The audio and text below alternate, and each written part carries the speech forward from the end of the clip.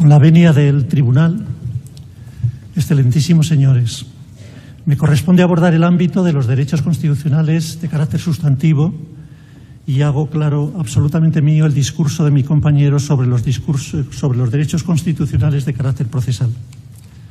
Pero antes de entrar en el examen de esos derechos constitucionales de carácter sustantivo, es necesario establecer el marco jurídico en el que nos movemos para que luego puedan ser contestadas todas las alegaciones sobre esos derechos a la libertad de expresión, a la libertad ideológica, a la reunión, a la manifestación, a la participación política y a la prisión preventiva y su modificación. Lo primero que llama la atención en estas conclusiones es que la piedra que desecharon los arquitectos del proceso se ha convertido en la piedra angular. La Constitución, que es absolutamente rechazada, se recupera en este contexto, bienvenidos al imperio de la ley y al Estado del Derecho, para fundamentar el éxito de los derechos fundamentales que se invocan como infringidos. Tiene gracia que la derogación de la Constitución de hecho y de derecho sea ahora resucitada, por lo que hay que agradecer ese Wiederaufleben, esa vuelta a la vida del precepto constitucional y de la Constitución en su integridad.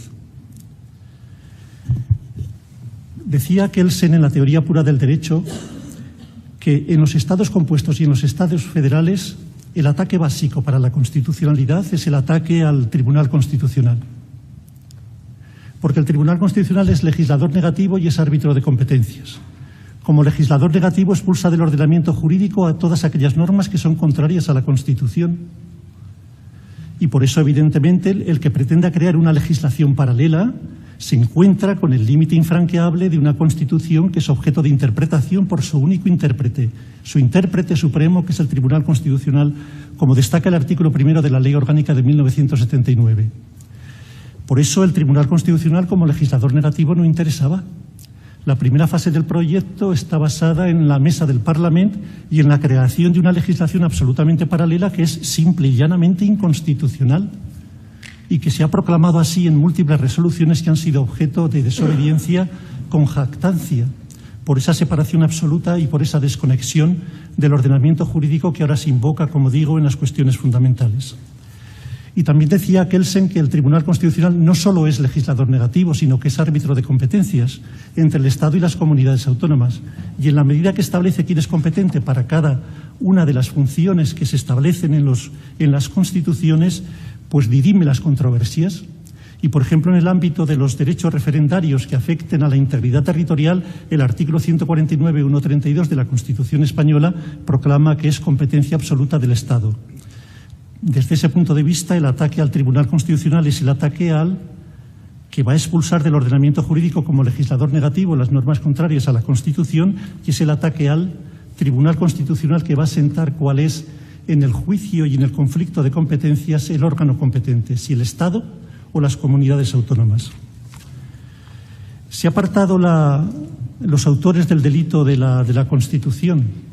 Se han apartado de manera absoluta. La resolución 1/2011, la resolución primera de la legislatura 11, que es objeto de recurso y que se declara inconstitucional por la sentencia del Tribunal Constitucional 259/2015, proclama lo siguiente: estando vigente la Constitución española, el Parlamento de Cataluña declara solemnemente el inicio del proceso de creación de un Estado propio en forma de república como Estado independiente.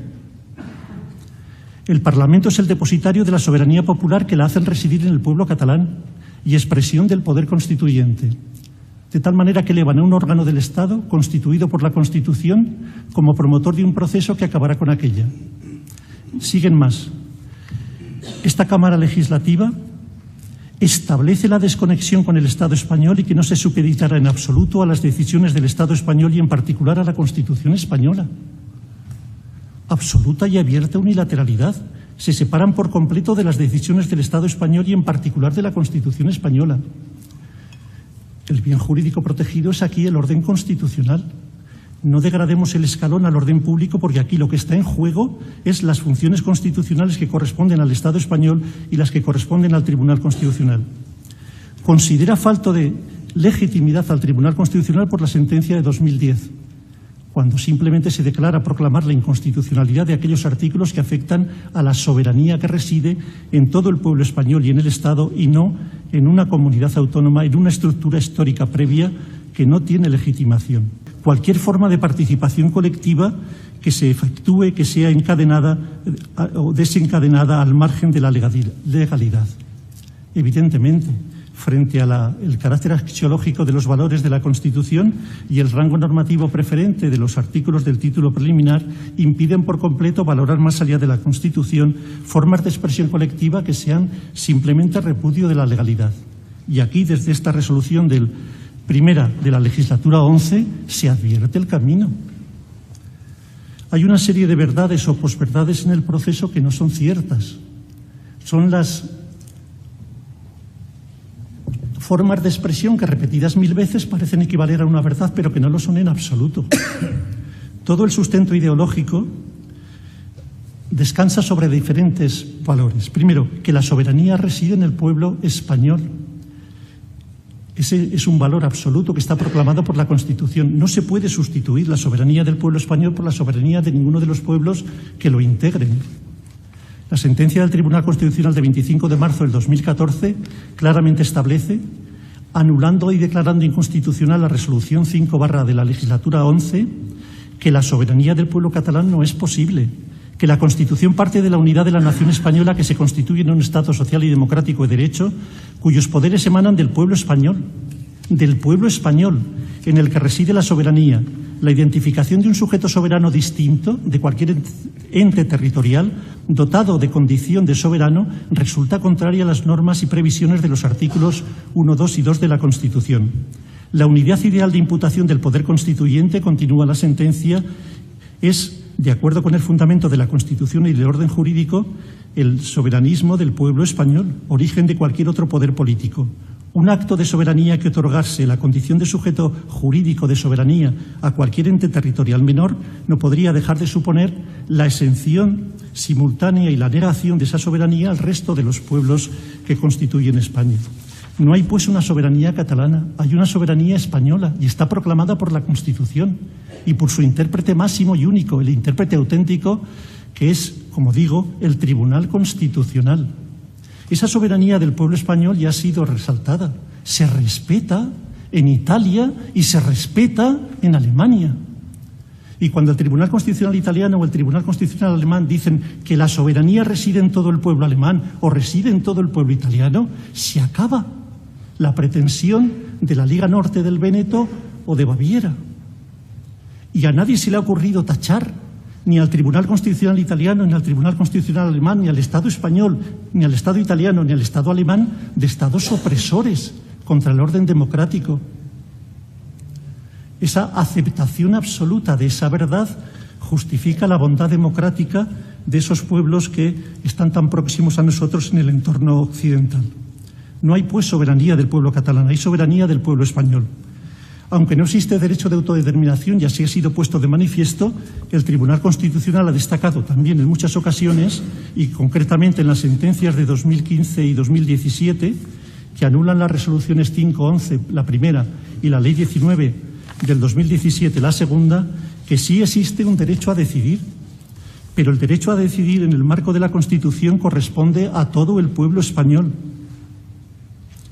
No puede otorgarse ese derecho a decidir fuera de los modelos previstos en la Constitución y en el artículo 168 de la misma.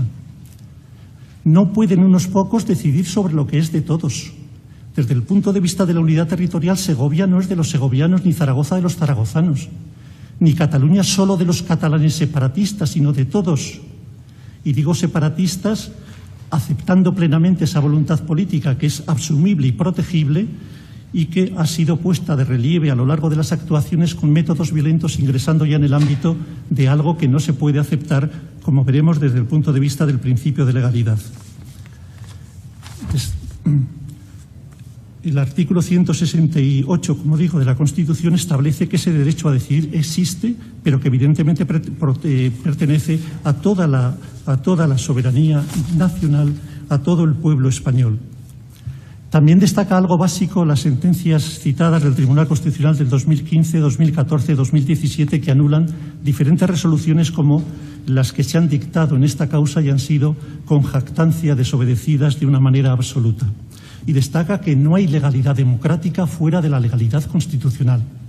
No hay legalidad democrática fuera de la legalidad constitucional.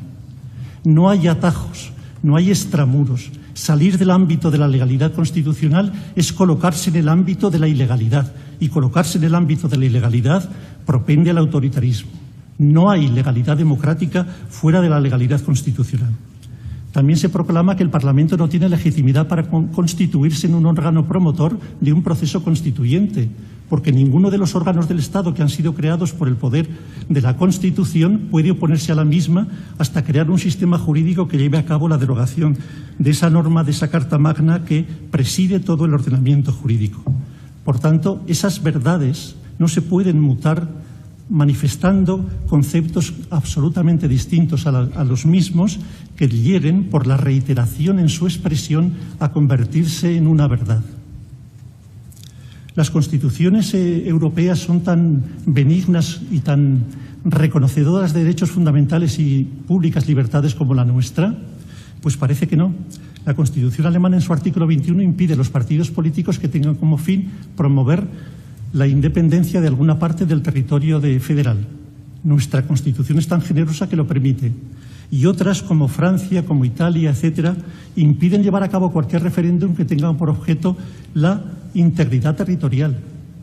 Lo dice con la Constitución italiana en el artículo 5 y lo dice la Constitución francesa en su artículo 89. La nuestra lo permite, pero siempre, claro está, que esos procesos de revisión se lleven a cabo por la totalidad del pueblo español, porque todo es de todos y no pueden unos pocos decidir sobre lo que es de todos. Como corolario, digamos que aquí no se enjuicia ni se criminaliza ninguna ideología política, sino que lo que se lleva a cabo es un proceso en el ámbito del derecho penal, que es la última ratio, para tratar de sofocar el ataque a normas prohibitivas del derecho penal, y en concreto al artículo 472 de ese Código Penal. Viendo los fines del artículo 472 se observa todo el sistema democrático y todo el sistema social que se ha dado a la Constitución.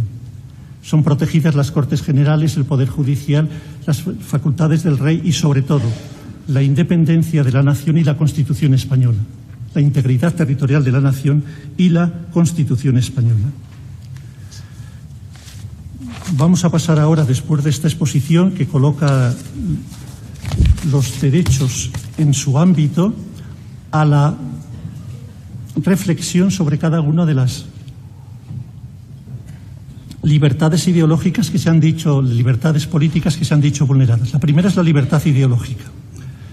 Se invocan los artículos 16 y 20 de la Constitución española, que evidentemente se agradece que sean invocados, ¿no?, porque son soporte de los derechos fundamentales y públicas libertades de todos los españoles.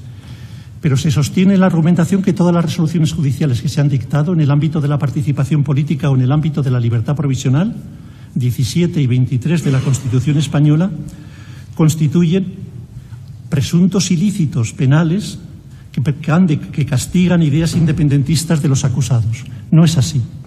La Constitución no prohíbe ni establece límites al debate político. No se enjuicia aquí una ideología independentista. El Ministerio Fiscal, en su papel de defensor de derechos públicos y libertades, defiende esos derechos y puede, evidentemente, significarse cualquier persona con la ideología que pretenda. La Constitución proclama, y el Tribunal Constitucional también, que no es una constitución militante y que es posible adoptar cualquier ideología y a nadie se pide que renuncie a la misma. Lo que aquí se está enjuiciando, y por eso la libertad ideológica no está en el quid de la cuestión, es un plan concertado, organizado, minucioso, pluriconvergente, que pretende, desde diferentes posibilidades de actuación, llevar a cabo la comisión típica de los fines del artículo 472 del Código Penal. Hay una separación absoluta de la legislación con la mesa del Parlamento que, como digo, vulnera esa posibilidad del Tribunal Constitucional de legislador negativo. Se crea una legislación paralela que da a la gente la idea de que los derechos fundamentales que puedan proclamarse son absolutamente lícitos y creados por un Parlamento regular. La mesa del Parlamento toma las estructuras del Estado del Gobierno y, finalmente, cuando llega el momento, la utilización de la violencia. Eso está previsto desde el Libro Blanco, desde la hoja de ruta y del documento Enfocat. Esa violencia es instrumentalizada a través de las personas que son requeridas en el último acto de desconexión con el Estado. Que nadie se olvide aquí, y es lo que olvida Schleswig-Holstein, que no es un grupo de ciudadanos que pretenda acceder al poder. Es el poder de una comunidad autónoma que desde la absoluta unilateralidad ha decidido separarse del derecho para conseguir los fines típicos del artículo 472. Y cuando en el cóctel explosivo de unilateralidad, separación por completa del derecho, negación por completa de las funciones constitucionales del Estado, se suma el poder constituido de una comunidad autónoma que tiene el uso coercitivo del derecho, y junto a ello el poder de los Mossos d'Esquadra que se ponen completamente al lado de la rebelión, más la utilización de las murallas humanas que se lanzan contra las fuerzas y cuerpos de seguridad del Estado que pretenden, en cumplimiento de las órdenes de los jueces, evitar el referéndum, evidentemente se incurre en la violencia y en la intimidación que proclama el artículo 472 del Código Penal. No es, pues, la ideología, sino que de lo que se trata es de perseguir comportamientos que se incardinan en el ámbito de preceptos que están tipificados por el Código Penal en su artículo 472. Y no hay un derecho penal de diálogo, hay un derecho penal que debe ser objeto de aplicación como última ratio cuando han fracasado todas y cada una de las normas jurídicas para tratar de solucionar la cuestión. Se ha recurrido ante el reto y el desafío constitucional a la norma y a la previsión máxima del artículo 155. Porque evidentemente no existía otra posibilidad de llevar a cabo, ante aquel flagrante incumplimiento de la Constitución, una vuelta a la legalidad. El derecho penal entra cuando no queda otra posibilidad y porque se han cumplido y agotado en un delito de resultado cortado los elementos del tipo objetivo y subjetivo que están expresamente previstos en el artículo 472, como digo, del Código Penal. Muchos de los autos del Tribunal Supremo recalcan esto. Por ejemplo, el auto de 9 de marzo del año 2018. Lo que lleva no es la ideología independentista, dice ese auto, no ha sido la ideología independentista la que ha determinado ni la denegación de los permisos, ni las presentaciones de las candidaturas, ni la privación de libertad.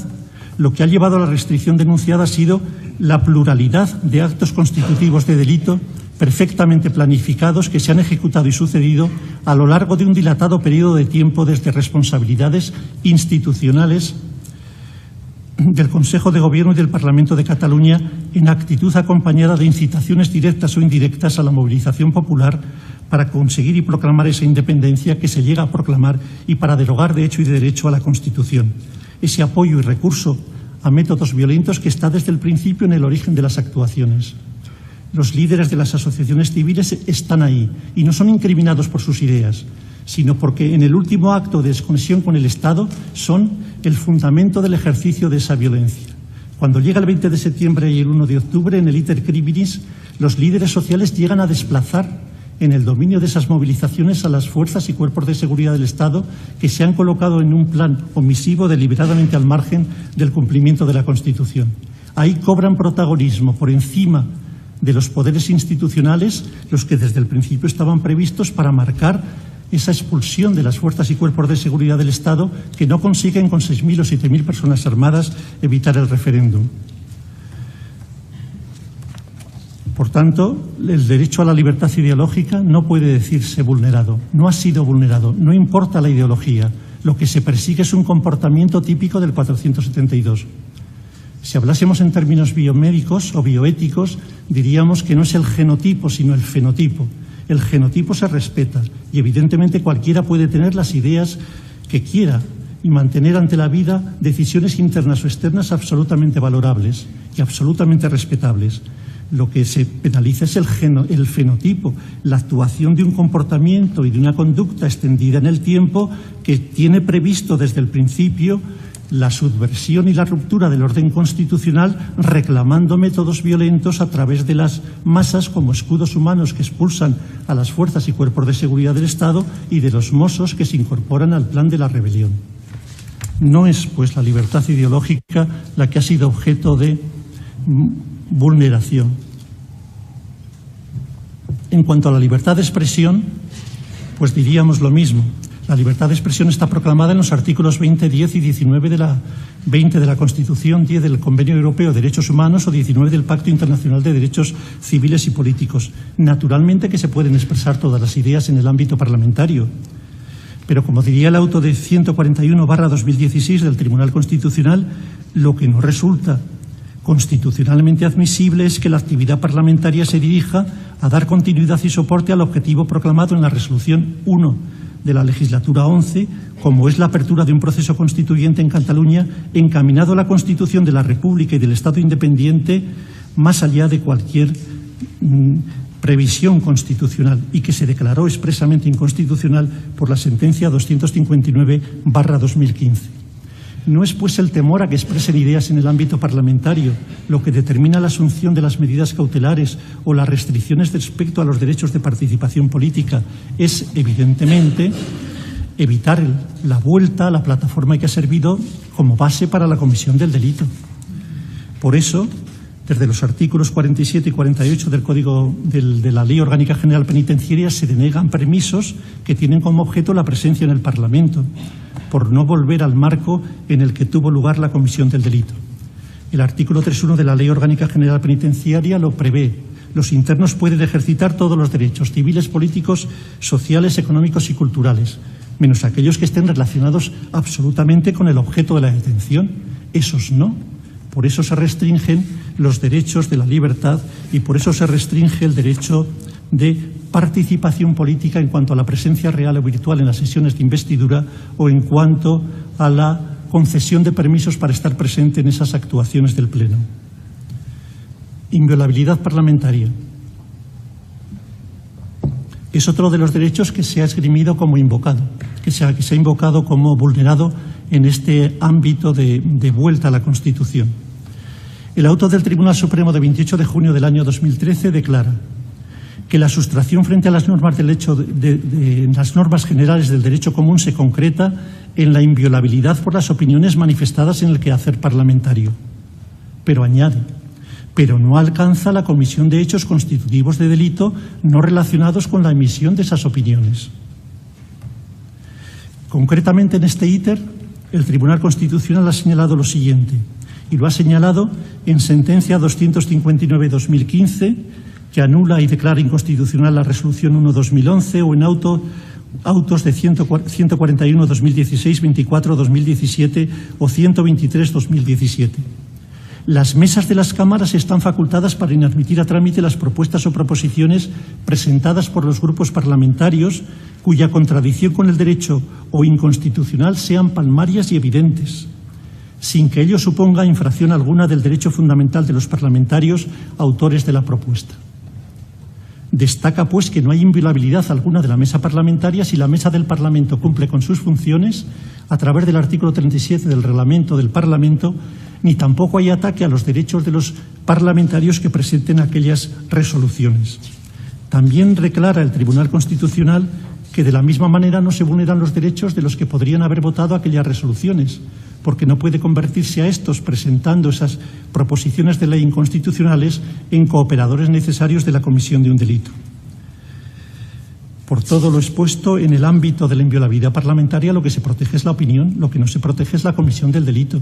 Y cuando es utilizada la mesa del Parlamento para conseguir esa fracción del orden constitucional, llevando a cabo la creación de una legislación paralela que se separa por completo de la Constitución, obviando al legislador negativo, que es el Tribunal Constitucional, evidentemente no se está actuando al amparo del derecho y se tiene la perfecta posibilidad de neutralizar el decurso legislativo de aquellas proposiciones de ley que nunca deberían haberlo sido. En el ámbito de los precedentes, en la mesa del Parlamento hay dos precedentes históricos en los que, ante las mismas proposiciones de leyes inconstitucionales que pretendían fragmentar el orden constitucional para la celebración de un referéndum, se dijo por la mesa del Parlamento que no procedía su admisión a trámite. Es el acuerdo de la mesa de 16 de junio del 2009, que inadmite a trámite una iniciativa legislativa popular de referéndum razonado, y el acuerdo de la mesa de 13 de julio del 2010, presentada por el diputado López Tena y otros, para la consulta sobre independencia. En ambos casos, la Mesa del Parlamento de Cataluña niega la posibilidad de que pueda someterse a trámite una ley que es abiertamente inconstitucional por incumplir los requisitos del artículo 149.132 de la Constitución española, que otorga esa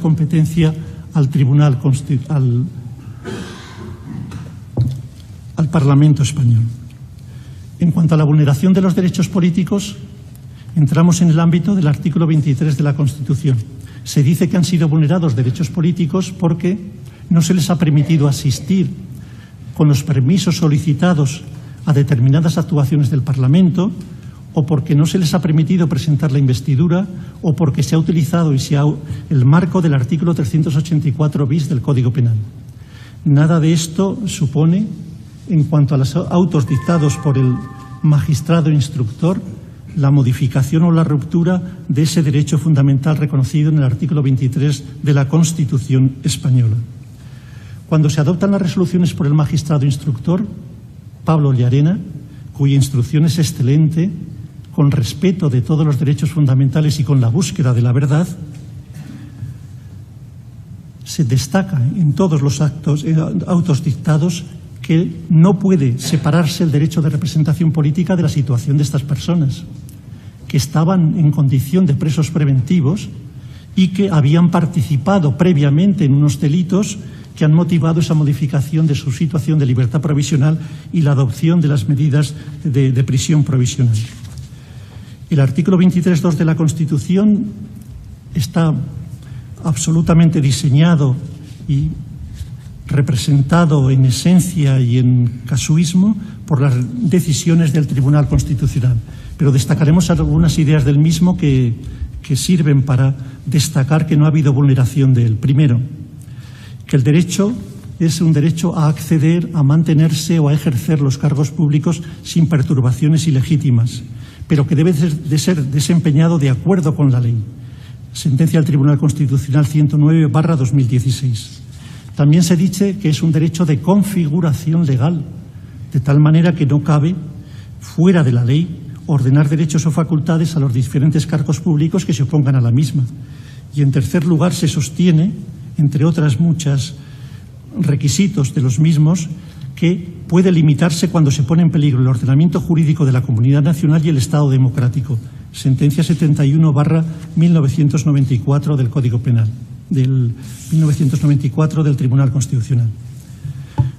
Las medidas restrictivas que aquí se han acordado por el juez de instrucción en cuanto a acudir virtual o presencialmente a las investiduras o en cuanto a la obtención de permisos están reflejadas y motivadas por el auto de 12 de enero de 2018 del Tribunal del juez instructor.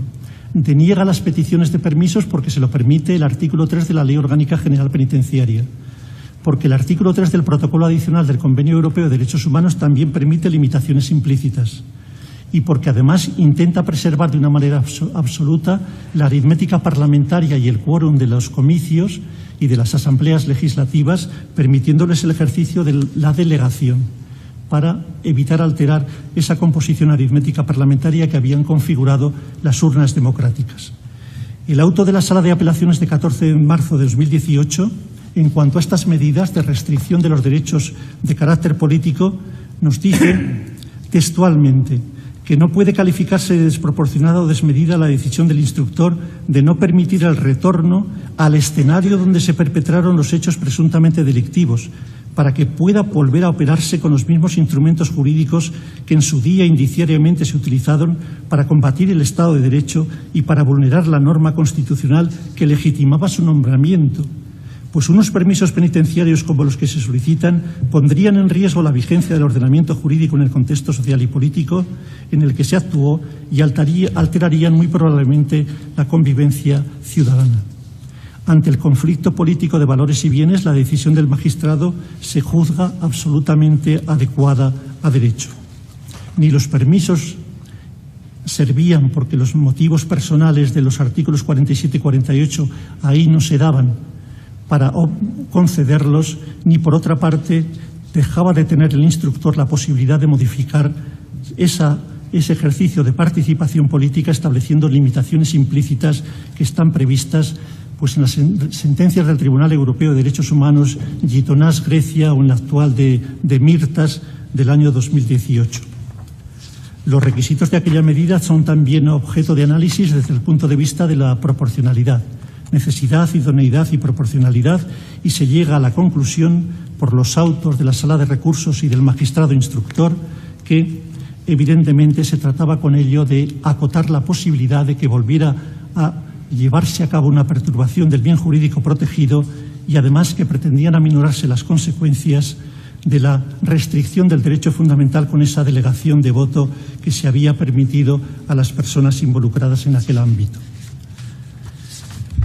Cuando se aplica el artículo 384 bis del Código Penal estamos en otro ámbito. El artículo 384 bis permite, cuando hay un auto de procesamiento que es firme y cuando hay una situación de prisión provisional, llevar a cabo la suspensión del derecho de participación política.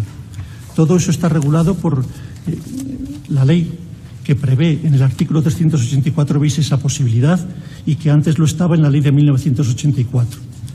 A propósito de eso, la sentencia del Tribunal Supremo, del Tribunal Constitucional 199/1987 extiende a los rebeldes la posibilidad de aplicar ese precepto que no solamente es para los integrantes de actividades y bandas terroristas, sino que también se extiende al ámbito de los rebeldes. Destaca también los autos del Tribunal Supremo, que aquí no se encuentra involucrado el derecho de participación política, sino que es el 55.2 en torno a la modificación de la libertad 17 y su extensión, o el 18.1 y 18.3 en torno al registro del domicilio o a la intervención de las comunicaciones. La sentencia de 1994 también analiza que es absolutamente compatible el ejercicio del artículo, en la aplicación del artículo 384 bis con el respeto al artículo 23.2. Dice la sentencia de 1994 que no vulnera el artículo 23.2, que no vulnera la presunción de inocencia, que se proyecta sobre funciones y cargos representativos, pero no comporta una suspensión del derecho y que está basado en los requisitos auto de procesamiento firme y prisión provisional vigente. Desde esos postulados, el legislador ve inconciliable el desarrollo de funciones en el ámbito parlamentario por quienes han atentado contra el orden constitucional. Por cierto, estas sentencias, cuando analizan el término rebelde y se refieren a las armas, están en presencia de un tipo legislativo que ya no existe. El legislador vigente es un legislador de 1995 y de 2015, que ha ratificado completamente el contenido del artículo 472. Y el artículo 472 solo tipifica como rebelión, solo exige el alzamiento público y violento que tenga como objeto cualquiera de los fines de ese artículo 472, público y violento. Hay numerosos autos del Tribunal Supremo dictados en esta misma causa, 21 de marzo del 2018, 9 de junio del 2018, 1 de abril del 2018, 17 de abril del 2018, 5 de enero del 2018, que proclaman que evidentemente el tipo legislativo debe ser aplicado en función de los parámetros vigentes.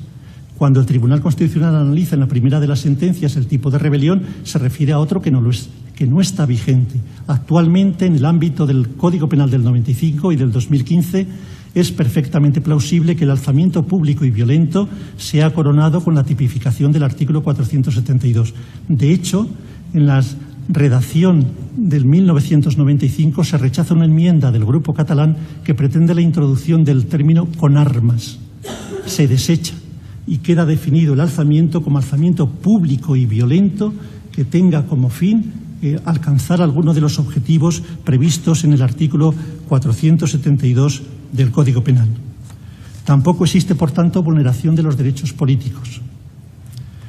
En una democracia los ciudadanos son absolutamente libres de estar en desacuerdo con la ley, pero lo que no pueden es desobedecerla, porque es un gobierno de leyes y no es un gobierno de hombres. Y cuando eso ocurre, por muy preeminentes que sean o por muy colectivo que sea el motín, evidentemente procede la aplicación del derecho para subsanar el orden jurídico perturbado. En cuanto a la prisión preventiva, recordaremos que se cumplen todos y cada uno de los requisitos que permiten desde el artículo 503 llevar a cabo la adopción de aquella medida cautelar. En todos los autos del juez de instrucción se ha destacado, primero, que hay reiteración delictiva y, en segundo lugar, que existe riesgo de fuga. Un riesgo de fuga palmario cuando hay 6 personas en las presentes actuaciones que no están a disposición del tribunal porque voluntariamente se han colocado fuera del radio de la justicia. Y reiteración delictiva porque desde el Libro Blanco se prevé que en esta época de sucesión de legislaciones hay que llevar a cabo el mismo comportamiento para conseguir idéntico propósito. Es decir, a través del cauce establecido en las normas se prevé, a través de la vulneración completa del orden constitucional por ese plan que se ha marcado desde el principio de las actuaciones. Existen también algunas cuestiones que